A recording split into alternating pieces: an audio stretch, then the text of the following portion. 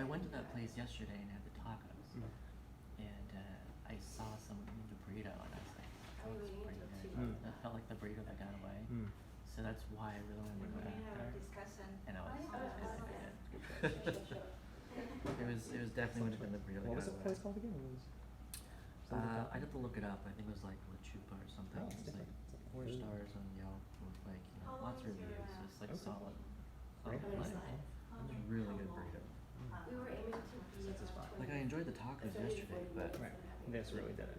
they're like a lot smaller too. So I had 2 tacos yesterday for $8, and then I was still hungry, and then I was like, Burrito does. well, I don't it's too big, so I got 2 more tacos, and it's like $16 for 4 tacos that still didn't fill me, and I couldn't even finish the $8 burrito. You know? It's just really good. That's why you experiment. You go back. That's right. Sit here so I can watch. side seat, always the best, no distractions.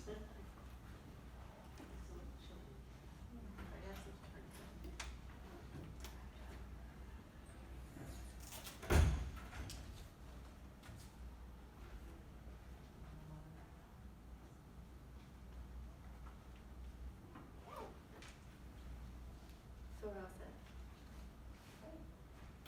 People will probably keep wondering, but we should just get going. Okay, One- how to?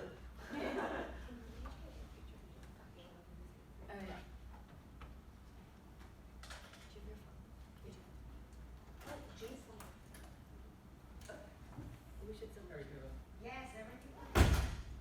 One of the mics is a lot louder than the other. Okay. That was the loudest one out of This them. one? Yeah, that's the loudest one. The other one is a little low. Low, So, soft. Can you hear me?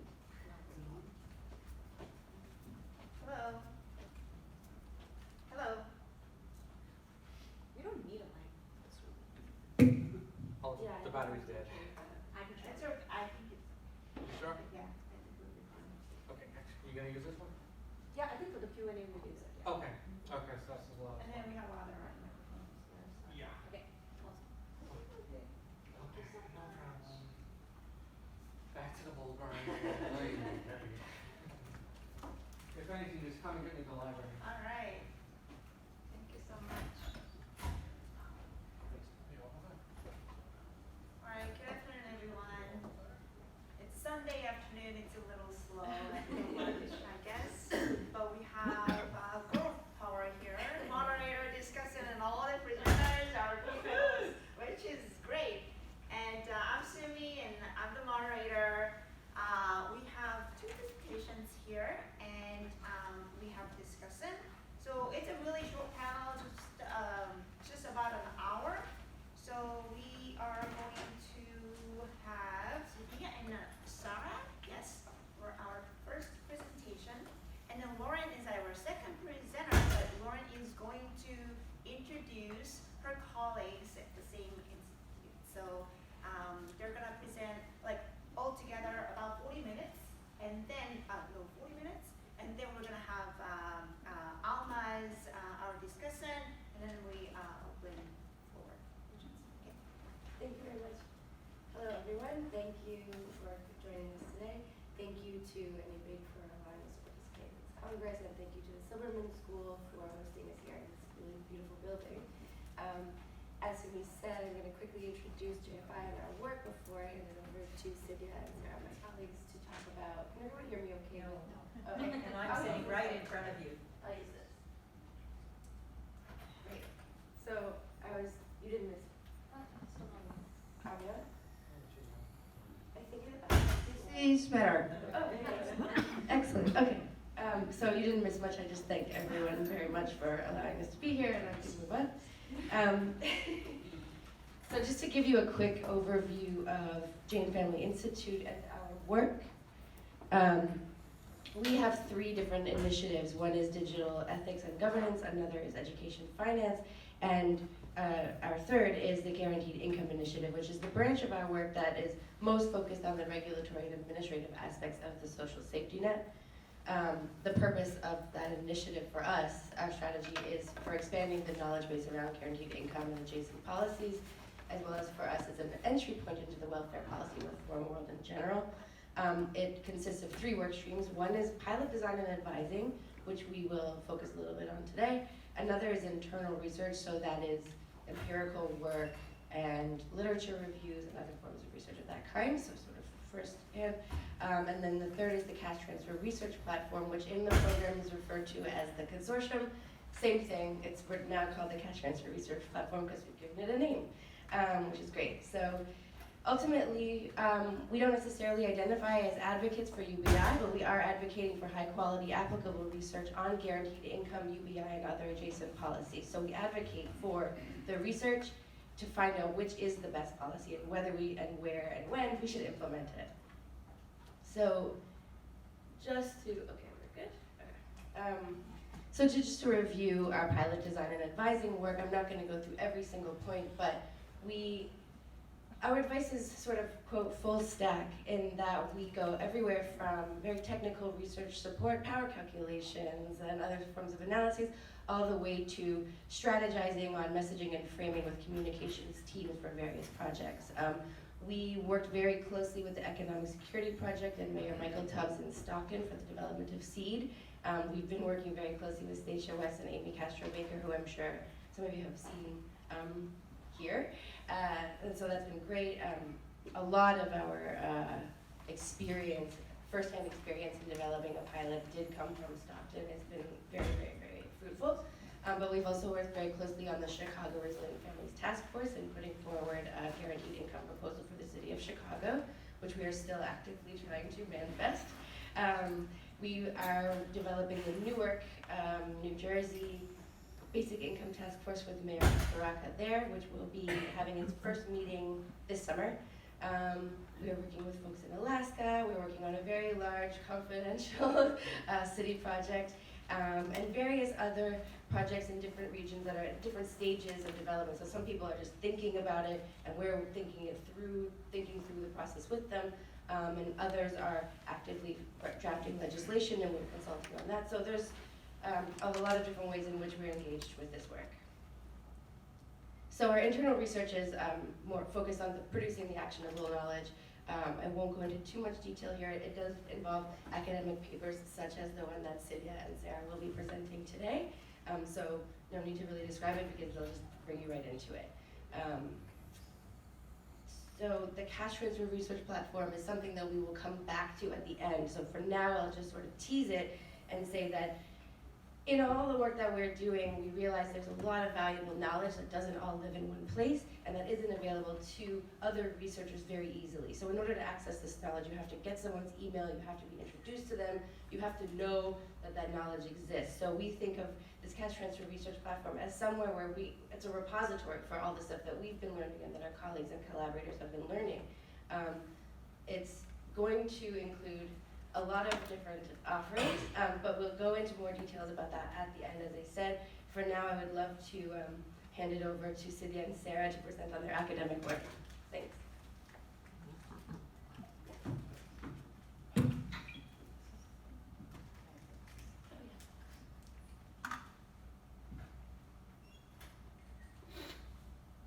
Okay, so as part of our basic income efforts, you want to go? That's okay. We started by synthesizing the empirical literature on UBI and UBI adjacent policies to try and understand the knowledge we can glean from existing studies, but also to understand the existing gaps and any biases in these studies in terms of questions people have asked or methods that they've used. And so I'm going to present some of that today. This is part of a longer paper, and so we're only presenting a little bit of it to sort of set the stage for the conversation around the research platform. Okay. So today we're going to present an abridged version of these findings, beginning with the renewed interest in universal basic income, which has largely taken the form of pilots or endorsements by government actors, among other actors. This renewed interest has also revived old debates and raised new debates. And central questions in this debate are, is universal basic income a viable or desirable policy? Should we spend time and money piloting these policies? If so, which version of these policies? If so, which outcomes should those efforts be focused on? And given the scale of this job and the difficulty in piloting UBI, how can we coordinate ongoing efforts? So in our paper, we take a look at the existing empirical literature and focus on the middle 3 questions here. So whether to pilot, what to pilot, and what to ask with these pilots. So there's, sorry, this is complicated. So there's renewed interest in universal basic income that's taken many forms, and these forms revive older arguments and also raise new arguments, in part because of a changing current context that we face, which is characterized by increasing inequality, economic insecurity, job precarity, both rising from fears of labor automation, but also the changing nature of work, so full-time jobs being replaced with contract or shift work. And this interest is translated into new pilots and demonstrations. Many of these are proposed and haven't materialized yet, but there are plans for new pilots. And a renewed interest in studying data from older pilots or instances of related policies. So for example, the Alaska Permanent Fund dividend. This interest is also evident in political campaigns and endorsements, including Andrew Yang's 2020 presidential campaign, which we'll hear more about later today.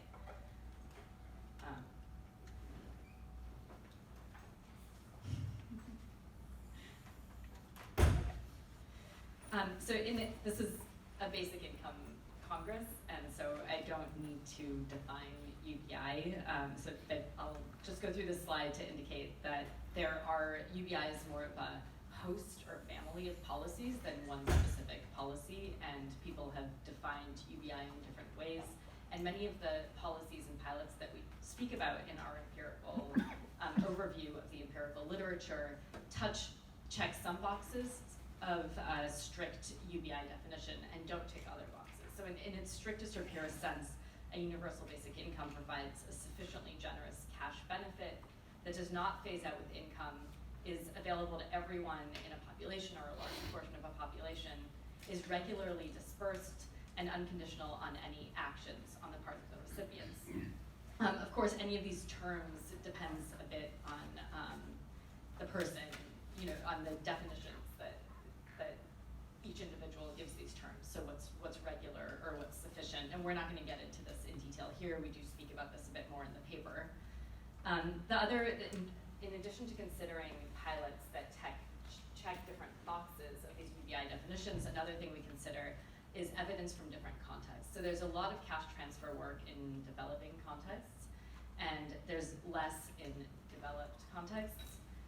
We're going to take both, especially for outcomes where there's no evidence or little evidence in a developed context. That we're sensitive to the different cultural and historical contexts driving these policies, these interventions, and also the generalizability of these findings across contexts. So we don't get into these details here, but we do address these in the paper. Okay.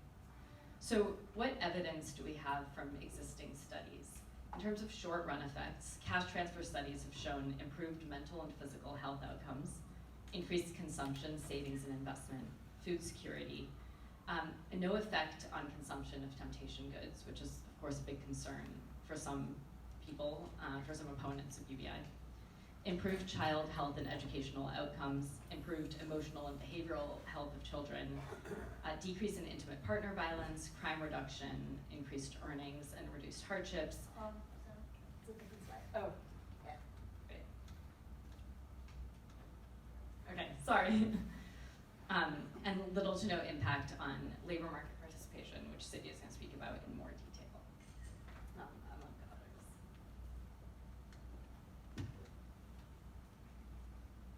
In terms of long-term effects, the evidence is pretty scarce. Few programs are set up for rigorous long-term evaluations, and this is both in terms of the length of the pilots themselves. They're normally, have timescales that last 2 to 3 years, and this is often because of financial constraints, but also in terms of follow-up studies, looking at participants in these pilots. The long-term effects that we have show only short-term improvements that fail to translate into increased welfare in the long run. They show only sustained effects on asset holdings, no significant intergenerational effects for children of the negative income tax recipients, and other studies found significant positive long-term effects on schooling, cognitive skills, and learning, but in the context of conditional cash transfers.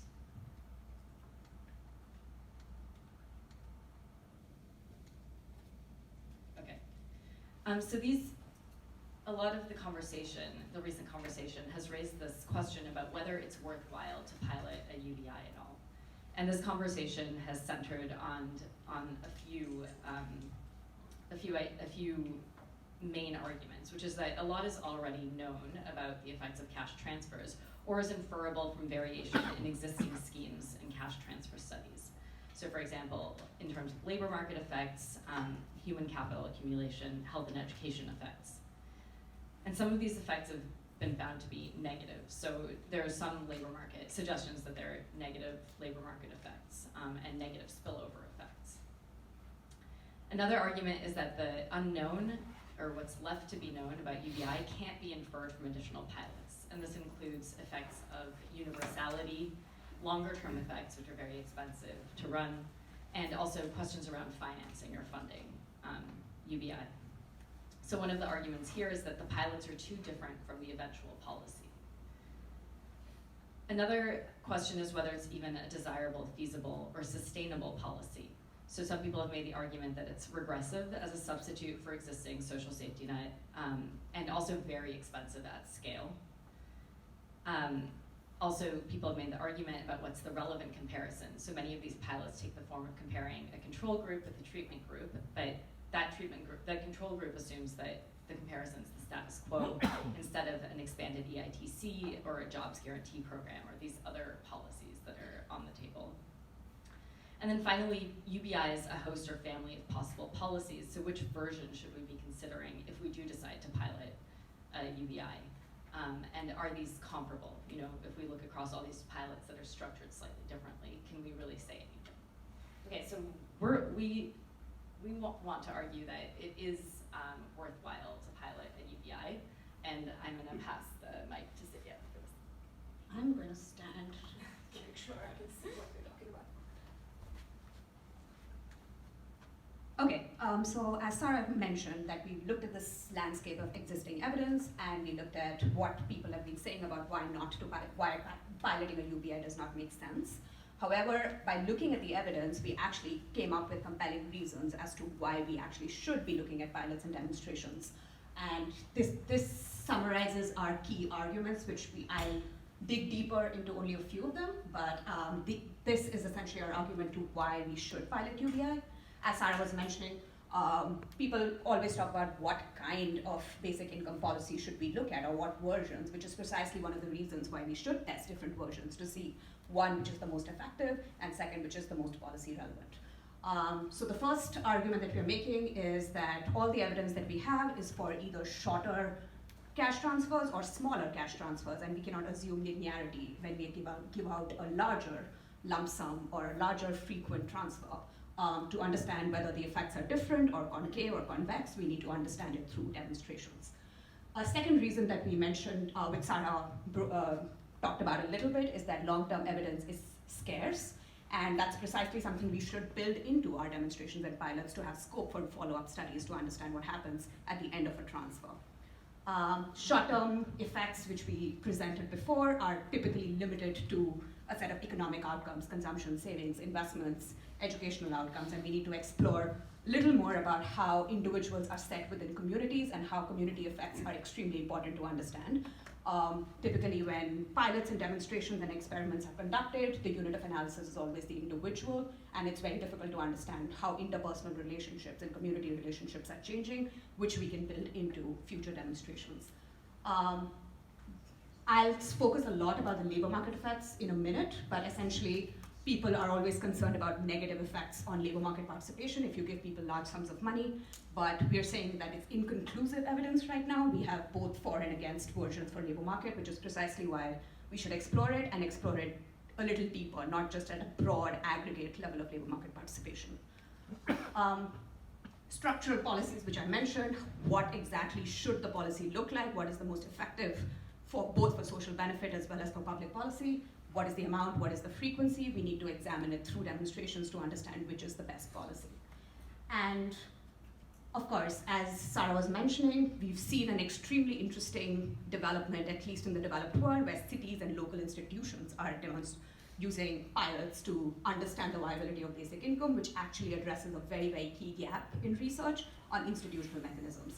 Is the city or the local institution capable, or can it build up the institutional mechanisms, the disbursement mechanisms to make sure that it's transparent, there is no corruption, and effective delivery of the cash transfers happening?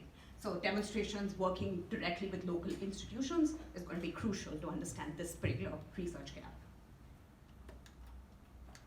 Oh, I missed something, yep. So why we're saying this, these are the reasons why we say we should pilot or use or implement basic income pilots and demonstrations. We're caveating that yes, while we should do demonstrations, of course, they will not be very successful in answering questions like general equilibrium effects or effects on price and inflation, because at the end of the day, they are pilots with limited populations and with a limited scope. So this is one argument that we're going to dig deeper into is the individuals in context, trying to understand how interpersonal relationships between people, how they're interacting with the markets, with their communities, and with the institutions themselves changes or is affected when they're receiving a cash transfer. So this has been talked about recently quite a bit about how social effects of cash transfers are extremely important to understand. There are also negative spillover effects that we've seen with people not receiving the cash transfers. And when it comes to market, we have to see how receiving the cash transfer increases productivity, increases human capital investment, and therefore can increase demand overall across the small local economy that we're talking about.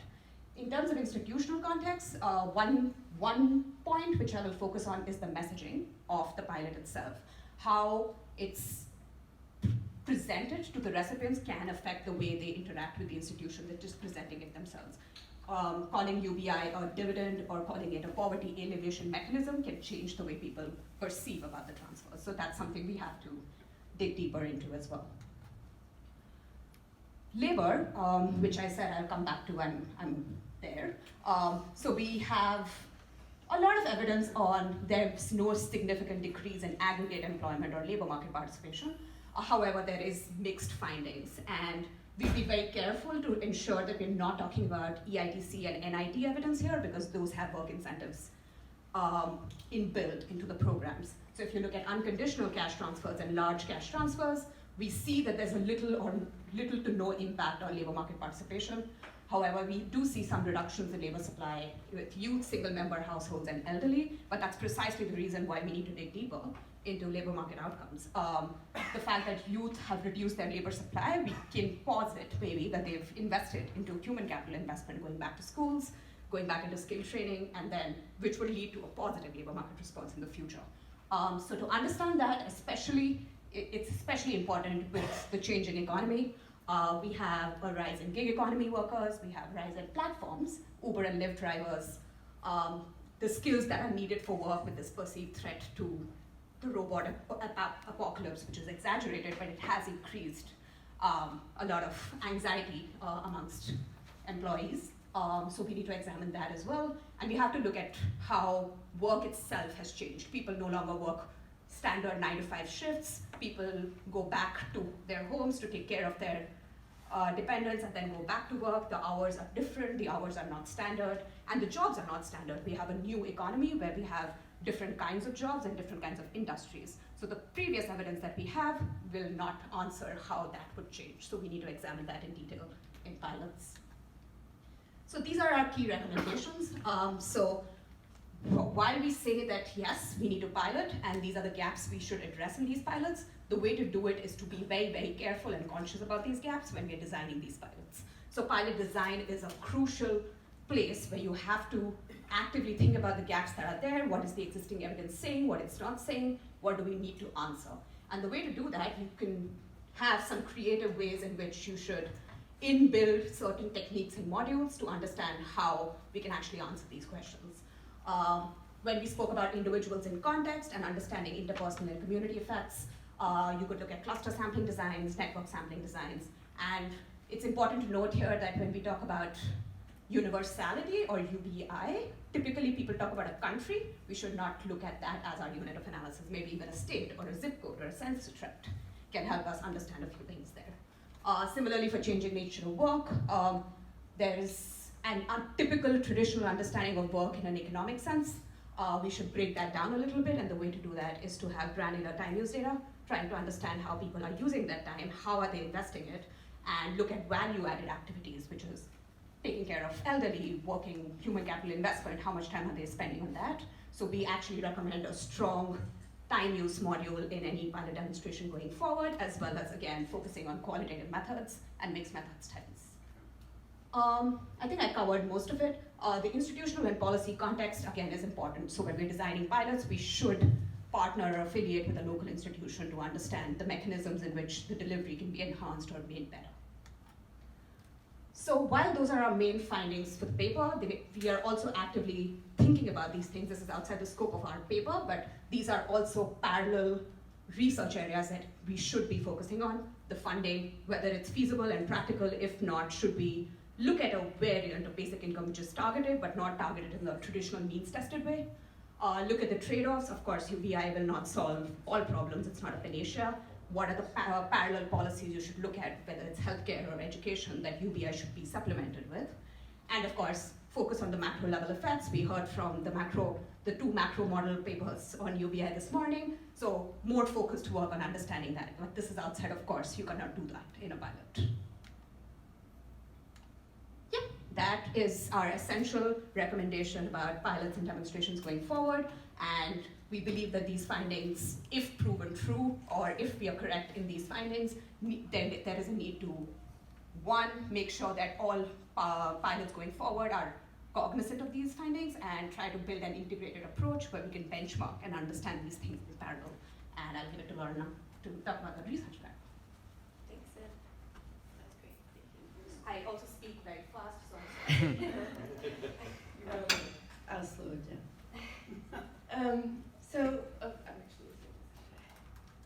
So the cash transfer research platform, we'll come back to that now. As I mentioned earlier, we're thinking of this as ideally a repository for all of the things that we and our collaborators and partners are learning as we go in piloting and running other sorts of studies on basic income and adjacent policies.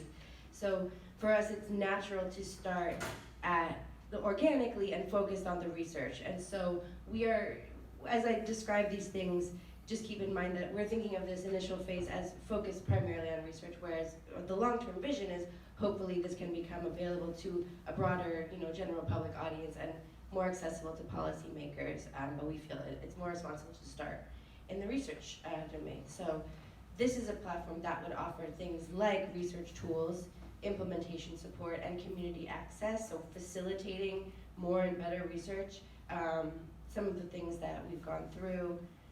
Common survey modules. So when we gather together people who are working on various kinds of cash transfer and basic income pilots throughout the country, we realize we're all looking at a handful of the same things. What is household consumption? What is changes to income and labor market participation? What are the key well-being outcomes? So there are some outcomes that everyone will be looking at. So in that sense, we want to be able to use common survey modules so that the data that gets collected is collected in a sort of standard and uniform way so that we can maximize for comparability across studies rather than sort of have different kinds of data with different outcomes and different measures across. Why not try and streamline that to some extent? There are caveats to that which we can discuss. So those are some other things here you can see. Actually, we sent a survey around to people that are working in this space. The composition of the people that we were surveying, sorry, here's the slide. So yes, our sample, the sample that we sent a survey to, very small N, 30 people so far, but people are continuing to answer the survey as we go. It's mostly authors of cash transfer research, people who are actively working on pilots, and people who are members of basic income discussion groups such as the Google Universal Basic Income Google Group. So we collected data on research background and ongoing research from these people. So, what discipline are you in? What kind of research are you doing? Have you done? And we wanted to focus on the possible features that the cash transfer research platform could provide to the community of researchers based on what their preferences are. So it's just sort of like a market research initial reach to see what preferences are amongst the researchers. So the pool is small. It's not a representative of random, but it includes many key actors and thought leaders in the basic income research world, including Stacia West and Amy Castro-Baker, Craig Duncan, and Don Green, and many others who we could name, but we'll leave them anonymous for now. So these are some sort of top level responses. So in one of the questions we asked them to rate on a Likert scale from 1 to 5, 5 being most preferable, what kinds of features or resources would you like to see on our cash transfer research platform? So you can see that study design documents and pre-analysis plans sort of rated the top, which is to us signals, if you're about to embark on research, you want to see what other people are doing and how they're doing it so that you can, not double down on something that's already being done. Plus you can get a sense of what the standards are, what the state of affairs is in the landscape. Next was data from basic income studies, which is kind of obvious. So you can see these results. There are a lot more which we could probably bring it up in our discussion, but for the sake of time, I'll try and just sort of be quick here. I did want to say, Stacia from Seed did want to participate but was unable today, but she did send some comments as sort of commentary in general on this. She found actually that the biggest challenge that they faced, her and Amy faced, was focused more on the implementation side. So she would have loved how to implement guaranteed income in a policy environment that is inherently punitive toward lower income people. She's found that to be very challenging. So there are contextual reasons for the different preferences. So, implementing something like this in Stockton came with a lot of other things that had to be considered. One thing that's really common that we find across studies are the ethical implications of doing this in the real world. So, looking at the interaction with tax liability and existing social benefits, are people going to get kicked off their benefits and end up net negative from something like this? We have to figure that out. We have to figure out how to make sure to hold people harmless and make sure that they're getting this cash and that it's actually beneficial and not causing more problems. So that is, I think, one of the biggest challenges that we and other researchers have run into. So great thing to put onto the platform. There's no single answer to any of those, but as a community of researchers, we talk to each other and we try to compile the information, and so this would be a place where we would like to put it and make it available to everyone. Just another couple comments that Stacia had, just that, this is sort of an endorsement from one of our colleagues, but I'm gonna go ahead and share it with everyone, but she does feel, as a researcher who's leading in this space, that it's imperative that we move together as a community of researchers to understand guaranteed income, UBI, and adjacent policies, and that this platform will be extremely useful in allowing us to connect in one place and also be key to ensure that we're capturing data in similar domains across studies and to maximize comparability. So, next slide. So some prompts that we had here just to talk through the cash transfer research platform. Roles and potential roles for our mission-aligned actors. I've already mentioned Stacia and Amy quite a few times with Seed. Our partners at the Stanford Basic Income Lab, who have spoken at this Congress before, have been talking with us about this project since day one, before day one, about how can we make sure that we are kind of aligned in our efforts. They have been incredibly helpful in helping us to identify gaps in the research and the knowledge, similar to what Sidhya and Sarah have laid out as gaps in the empirical knowledge.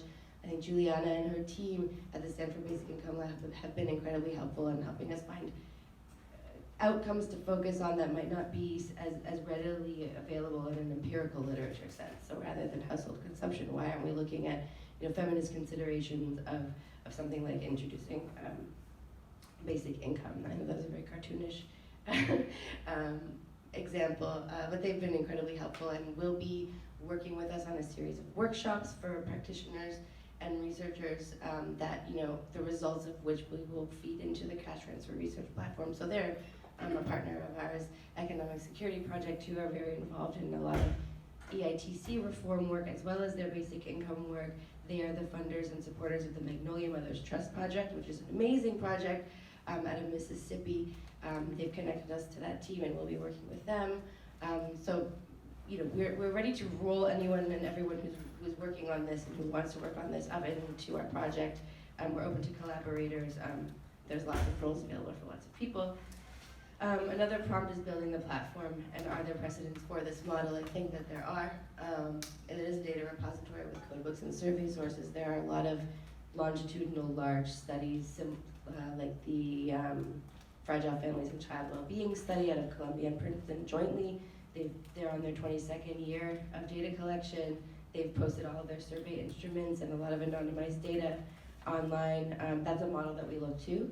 We want to facilitate and encourage long-term follow-ups and longitudinal studies within basic income and cash transfers. So that's one example.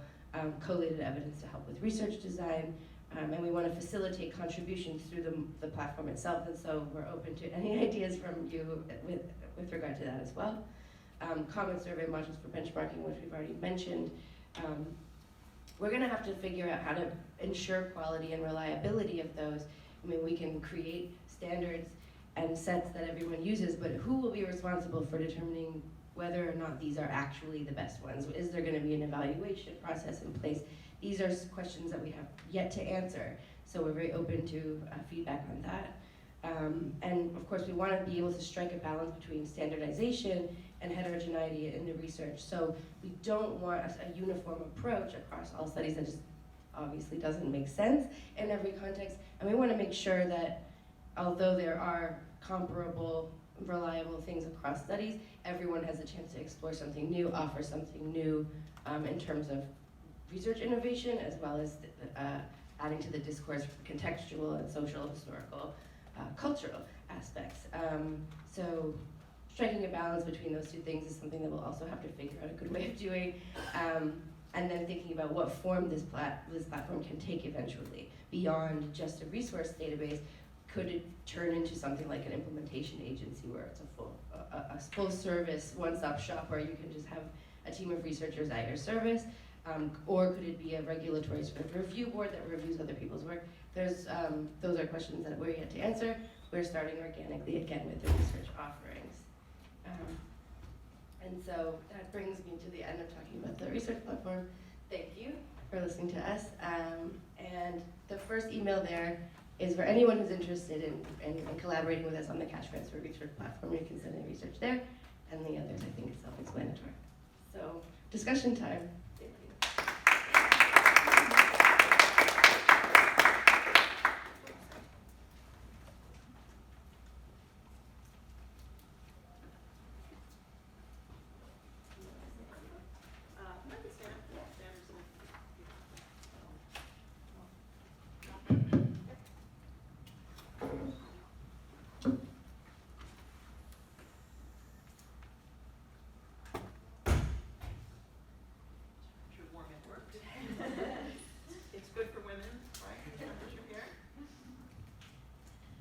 Okay, thank you very much for your presentations and for your participation in our Congress, and for the opportunity that you're giving me to be the first discussant here. So I'd like to just touch on 3 points, that 2 of which came up in your presentations, one of which is more my own, before we open up the conversation to the rest of the audience. So the first thing I would like to ask actually is if you could tell us a little bit more about the Jain Family Institute. And I ask this because some of us in the room here are part of what I would call first generation organizations in support of basic income. Really the first generation one is the Basic Income Earth Network, or BIAN. Organizations like USBIG, BICN, I consider part of the second generation of organizations working on basic income, and now we see a host of what I would call third generation organizations working on basic income, not necessarily fully dedicated to basic income as you mentioned, but Jain Family Institute, Stanford Basic Income Lab, Economic Security Project, or ESP, Open UBI, other organizations. So I'd like to, if I could, just hand the microphone back to one of you just to say a little bit more about the Jain Family Institute. Who is the Jain family? We'd like to know sort of the funders, the people who are interested in basic income, so that we can consider that part of our evaluation of how we want to work with those organizations. I can go, yeah. So we are a very new think tank, or if you want to call us that, or an applied research organization. The Jain family, the Jain comes from our benefactor, who is Robert Jain, who heads Millennium Management here. So it's a not-profit applied research organization where we look at policy areas or research areas where there is a need to build evidence and need to pilot. So our 3 initiatives, all of them have an active pilot side and an active research side, which is inbuilt into them. So we have 3 initiatives right now. We're a small team of 10 full staff and 30 fellows. So the 3 initiatives, one is higher ed financing, where we explore the viability and feasibility of income-driven, income contingent loans or income contingent structures for student debt and alleviation of student debt. For basic income, we, as you basically mentioned what we do, we work with cities mostly. So what makes us distinct from our comparative research is that we partner with cities and local institutions to build out pilots and demonstrations to test the feasibility and viability of basic income. Currently, the way we got into basic income was through the Stockton demonstration. We've been working with them from the very beginning. So from the time Michael Tubbs announced it in September in 2017, we've been working with them actively to build out the program. And because of that, we've actually built out quite a few research designs, and we're actively working on 3 pilot designs at the moment. And then we have digital ethics, where we explore, we understand the need for building out algorithmic decision systems in public administration and how to do that. And in parallel, in the Digital Ethics Initiative, we have a pedagogical side of research to try to build a curriculum to ensure that software engineers and public policymakers understand the ethical side of AI. So those are our 3 initiatives, and yeah, if any other follow-up questions about that. No, thank you, that's great. So privately funded research organization with piloting in your DNA, it sounds like. Okay, all right, thank you very much for that clarification. All right, so next I want to just comment on the research platform presentation that you've given us, and I want to say that I'm really thrilled about this. I think that those of us who have been involved in basic income for a couple of decades now are thrilled to see the possibility of bringing together a lot of the different strands of research into a more easily accessible place and platform for researchers everywhere, including ourselves. I'm old enough to admit that when I first started working on basic income, I had no access to the internet. So Carl, I see you smiling in the back. You were probably on the same mailing list that was literally a mailing list. The mail came once, I don't remember how often the Bien newsletter came, but it came by paper in a brown envelope periodically from Belgium. And that was how we networked around basic income. So we've all certainly come a long way since then, but of course the internet is not an orderly distribution of information on a regular basis. It's a fire hose. And a lot of really important kernels or pearls maybe get lost in that fire hose. So having an organization that's got institutional resources to collect, to aggregate that information, but not only to aggregate it, to analyze it, to translate it, both for policy wonks and advocates and academics like us, but also for the general public, is a wonderful, wonderful service. And to the extent that the research platform continues to encourage context-specific research on basic income, that also is a huge added advantage. Again, those of us who've been doing this for a while in the first and second generation basic income organizations can remember that when we first got together, there was a lot of conversation about your first question, one of your first questions, right? Is basic income desirable, right? We'd spent a lot of time just talking about hey, is basic income desirable? And most of us were at these organizational meetings because we thought it was. We had some questions, but we thought it was. And for many conferences, we would come together and just talk about how great an idea basic income was to each other, right? We were preaching to the choir, except for the one guy, Phil Harvey, who used to come to our conferences advocating for a jobs guarantee instead. And he was welcome to come. We encouraged that as well. But at this point, some of us have been saying this for a long time, and we're starting to see this, and it was really one of the focuses of the organizational committee's attempt to channel this conference in the direction of, okay, basic income is now on the agenda, now what? Now let's talk about specific policy proposals, let's talk about how to finance it, let's talk about how we measure and communicate the effects and the cost of various variations on basic income. And I just want to take the opportunity of the fact that I've got the microphone to thank you all as the chair of the program committee. You all really came through for us, and I'm really pleased that we were able to have as many substantive conversations about basic income here as was possible. Now, we have our own research platform as part of USBIG on our website, where we collect discussion papers, but obviously we're talking about taking something to a different level here with this research platform that you're proposing, again, with your institutional support behind you. So that's terrific. One of the other purposes that you could serve is or this research platform that will serve this purpose with all of our input and collaboration will be to clarify options and assumptions around basic income. When we talk about basic income, I know what I'm talking about, and I'm sure you each know what you're talking about when you talk about basic income, but we're not necessarily all talking about the same thing. One of the things that I think is particularly important to clarify now is whether we're talking about what some people would call a demo grant version of a basic income. So a grant that goes to everybody where financing is kind of separate.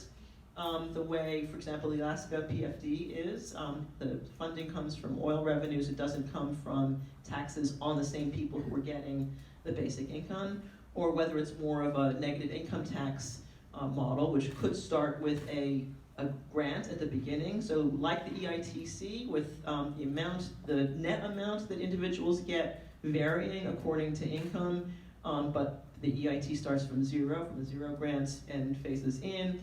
A basic income NIT model could start with a grant but then phase out. Right, so these are, I think, two importantly different versions of a basic income, and so to the extent that we can get a platform that encourages us to be very clear about what kind of basic income we're talking about, because there is a kind of a consistency in the way the information is presented, will be fantastic. So I'm 100% behind this, and I thank you for bringing it to our attention and to inviting our participation in it as well. Okay, that's the good news. Now let's go on to my third and last topic that I'd like to discuss before we open it up, and that's on the question of piloting. So it was interesting, Sidhya, to hear that you started with this, the Jain Family Institute started with the idea of what kinds of public policies can we pilot. Many of you know that I'm not a big fan of pilots, and the reason I'm not is because as I said in an earlier session, I think basic income is both a specific program, specific policy, but it's also a perspective. And as a perspective on what is due to us as citizens of a particular society, basic income needs no justification through pilots, through the effects that it has, or the effects that can be measured by piloting. And so I just, and I know that I'm fighting against the tide here. Pilots are very popular right now, and they're, I think that they come from a place of a genuine desire to accumulate the evidence that will push basic income even further on the political agenda than it is right now, and hopefully make it a reality. I question whether that can happen through piloting, and I think, again, I point to Carl in the back, his review of the literature on the 1970s pilots and experiments was very influential to me as I sort of started, I guess, what I would call my second phase of work on basic income around the mid-2000s. And so I've always kept that in mind, and as I think about the pilots and the data that I've heard recently, I always think that impulse is being reinforced, right? That the messaging around the results of pilots is often interpreted according to what you already thought about the basic income when you went into it. So I would just, I guess I would just end it here by saying that I'd like us to think about which policies that we can point to that we think are really has been transformative in our societies, and think about how they came about and whether they came about through piloting or not. And so when I think about a basic income and what we should be modeling it on, it's really Social Security in the United States. Social Security is not perfect by any means, but it is one of our most successful anti-poverty programs in our history. It's very broad-based, and so it has a great deal of support, and it is funded by a dedicated tax, which I think is one of the keys to its support, because even though we may not like paying that payroll tax, we know exactly where it's going. And we know, every one of us knows somebody who gets Social Security, because we all know somebody who's over the age of 67 in the United States, right? So it's a very universal, very visible program, and it was not piloted. It was implemented incrementally. It started very small. It was implemented, in fact, in a racist and sexist way, but those racist and sexist restrictions fell away because the logic of Social Security itself, its internal logic, argued for expansion. Because the benefit, once people got the benefit, they wanted more people wanted it, and you needed to broaden the tax base in order to do that. So I think of that as an excellent model for implementation and expansion of a basic income, starting from a small amount and then going forward. But I also would ask, which other policies that maybe we think are not as successful as a basic income are piloted? We just had a massive tax cut in the United States, and with most of the money going to the wealthy. Did we pilot that?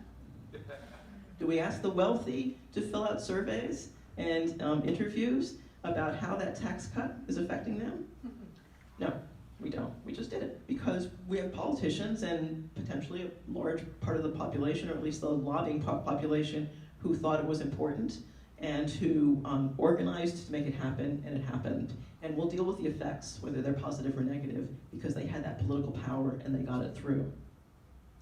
When we think about healthcare, did we pilot in the United States the healthcare system that we have now, privatized and selective and expensive as it is? No, we didn't pilot that. Did Canada pilot universal healthcare? No, Canada just implemented it. But did they pilot it, or did it start incrementally? Did it start small and expand? Right, that's not piloting, that's starting small and expanding, and that's exactly what I think that we should do for a basic income.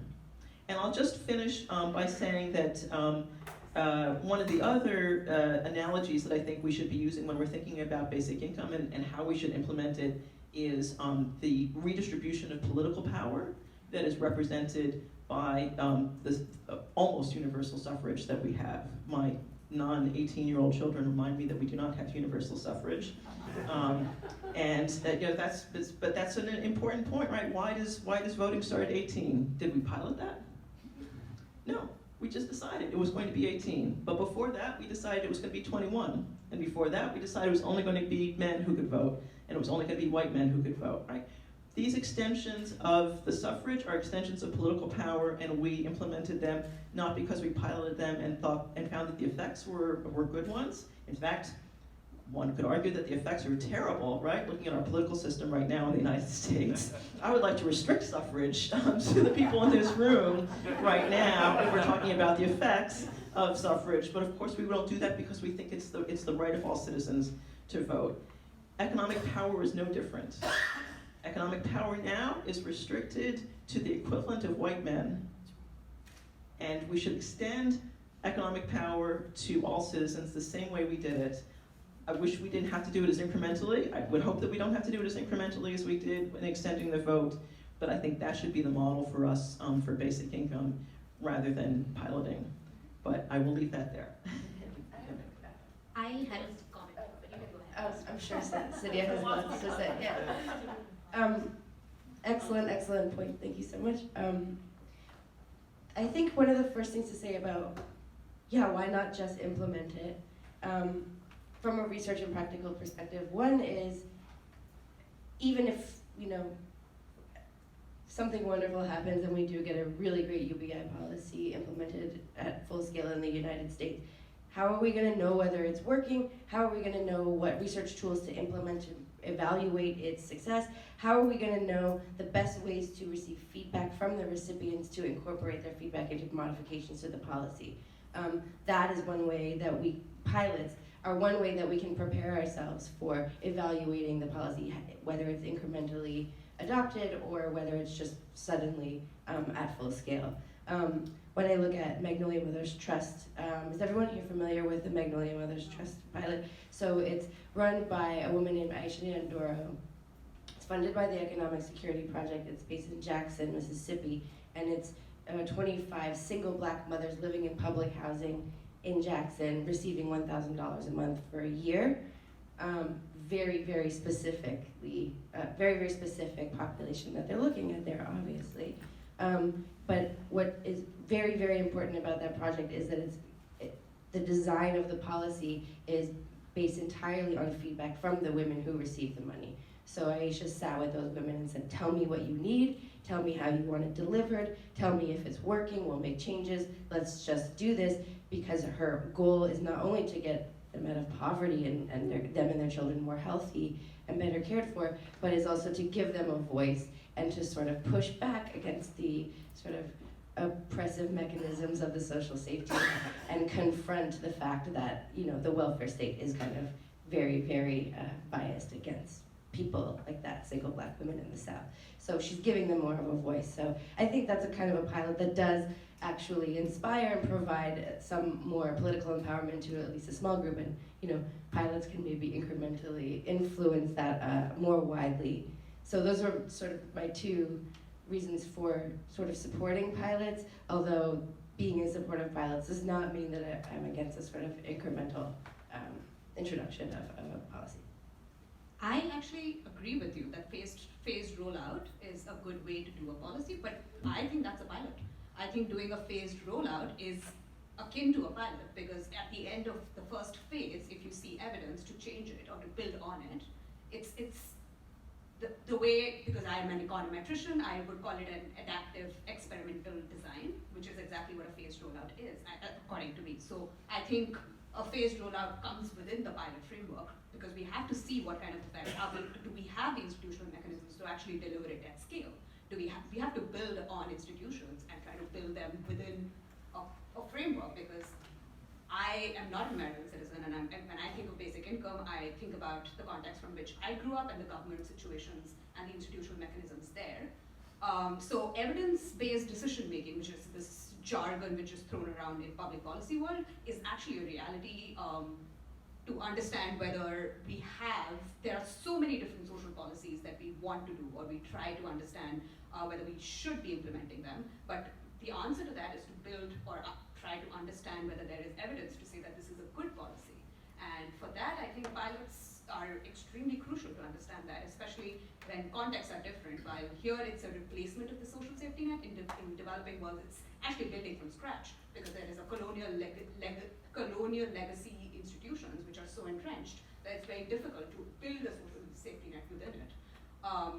So just a summary of that, I think phased rollout is actually a good way to do it, but I put that into a pilot framework actually. I'll just say that if we're including phased rollout as pilots, then I am fully in favor of pilots.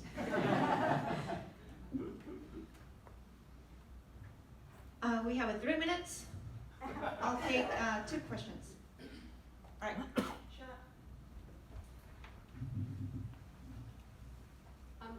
Just a comment on the politics and the timing of pilots. So like under a research platform and research sort of parameters, you need a certain amount of time to be able to look at things. but we've got history in Canada, you know, from the Manitoba era and from Ontario, that if you don't get the pilot going at the beginning of a political cycle, you won't get it finished if the tides turn. Do you have any comment on like how you work around the fact that most people have really short political cycles? Yeah. We think about this. We'll take one more question. Oh, All right, one more question. And then we'll answer. All right. This is kind of an econometric question, but related to pilots. I think, assuming that there's going to be rollouts, hopefully at the city level, because it seems that city governments just have a lot more control about these sorts of things. I'd like to see you all prepared to figure out your treatment and control groups that are balanced across covariates. So sort of speaking to the political aspect too, it'd be nice to, if there's political will, be like, all right, these are the cities we're gonna roll it out to, and then we're gonna phase it in with these cities so you have a more robust diff and diff. Do you want to start with that? Yeah, I could talk about the econometric side of things. I agree with you. I think it has to be carefully done. And one of our fellows, Max Casey, has worked very actively on adaptive experimental design and looking at phased rollout. I would actually say not just, maybe the rollout doesn't need to be city by city. It could even be within the city, like regions and districts, to have a clear counterfactual to measure, and you can control for the demographic differences and the locational differences. But yeah, I agree with you that it has to be carefully done, and there are ways in which the analysis can be robust using creative ways of doing a phased rollout. And regarding the political cycle, yes, we are extremely aware about that situation. We saw that with the Ontario government, how the abrupt termination actually essentially had negative effects of even getting that transfer a couple of months. It is something we need to actively think about. The way the current pilots or demonstrations have been working is, like Stockton, it's the mayor. He is extremely popular and it's going to be within his political cycle. In other places, we see city administrations, which are kind of, some of them are immune to the political cycle, so they're able to implement it completely. And the other way to do it is to just have the fund in place before the start of the pilot. Essentially, if you're, or a demonstration, if we say we want to do, if a mayor or a city government wants to do a 2-year pilot, they have that money demarcated into a separate fund to avoid any sort of political changes actually stopping the transfers. That's one way to do it, but yes, it's a serious question, and it's something that we do deal with, and it will come up again and again when it's a smaller government within a political cycle. If it doesn't finish the pilot or demonstration, it will be abruptly dominated. It's 3 o'clock, so I think our speakers and discussant will be available during the coffee break, and you can just continue the conversation here. I can see there are a lot of work into this project and a lot of work ahead of you, but yeah.